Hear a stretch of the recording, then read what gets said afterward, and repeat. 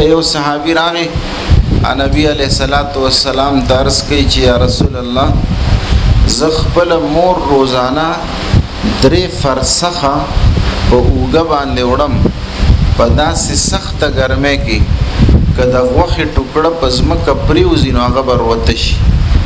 یو فرسخ کې 3 میله نو 9 میله شو. 9 میله زه خپل مور روزانه په اوږه وړم په داسې سخته ګرمۍ کې که د غوښې ټوکړه پریوځي نو به وروته شي.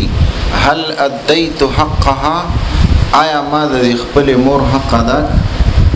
نبی علیہ الصلوۃ والسلام ورته فرمای لعله لطلق واحد، شاید دا د هغه یوې سړي کې بدل شي کم چې مور ته د اولاد د پیدا کېدو کم درد کیږي او یو پیر درد راوچتېدل کېدی شي دا د هغې بدل شي.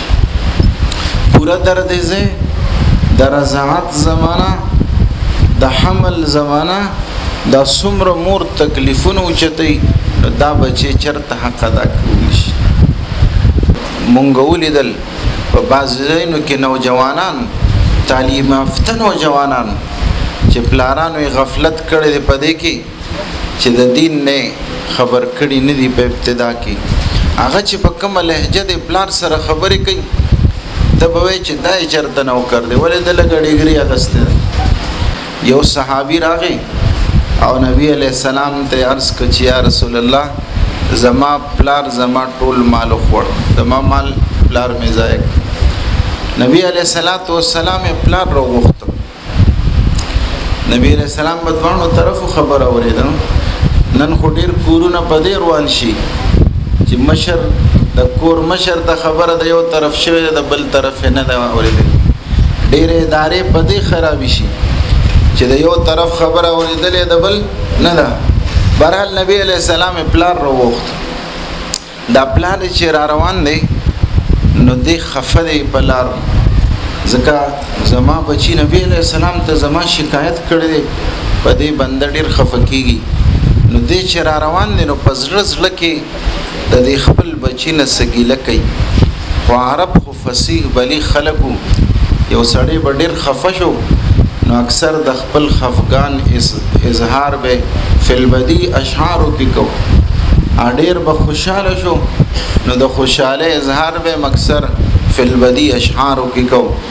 د په دې وخت کې د امیہ ابن سلس اشعار دي، هغه په دې زړه کې وایي خو لا د ژبه پې نه ده خوځېدلی، شونډو یې په تلفظ نه دی کړی، په زړه کې په هغه شعرونو کې د دې خپل بچي نه ګیله کوي. خو الله خو علیم بذات الصدور دی، الله خو اوري.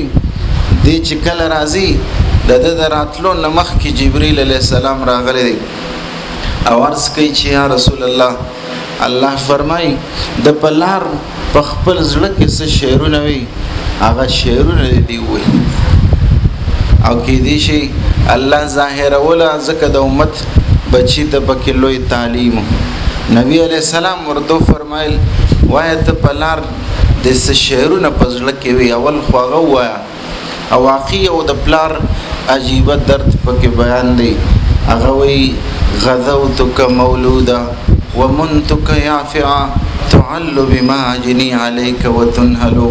ای بچیا ما په ماشوموالي تا ته غذا درکوله، ستا د خوراک سکاک بندوبست مې کو، بیا چې لږ غونتې لوی شوې هم ستا ټولې خرچې په ما باندې وي، ستا ټول بوجونه په ما باندې وو. لکه په دې دور کې دا سکول کې داخل کا، دا فیسونه دی، دا کپړې دي، دا پلان کې سیس، دا پلان کې، نو لږ غونتې چې لوی شوې هم ستا ټولې خرچې په ما باندې وي. نبی علیہ السلام په خپل فرمایي حب نبی کو، خپل بچی ته د خپل نبی صلی الله علیه وسلم محبت وکړي. دی بچی په زړه کې به د نبی علیہ السلام محبت څنګه راځي؟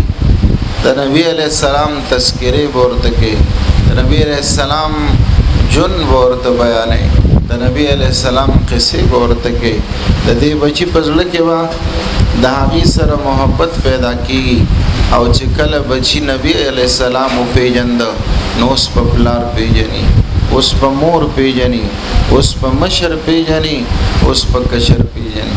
اکه نبی علیہ السلام ونه پیژنده ا د دنیا وحده او ډیګری حاصل کړي بیا بعض وخت کې دغه مور او پلار هم نه پیژن چې مور ستوي او پلار ستوي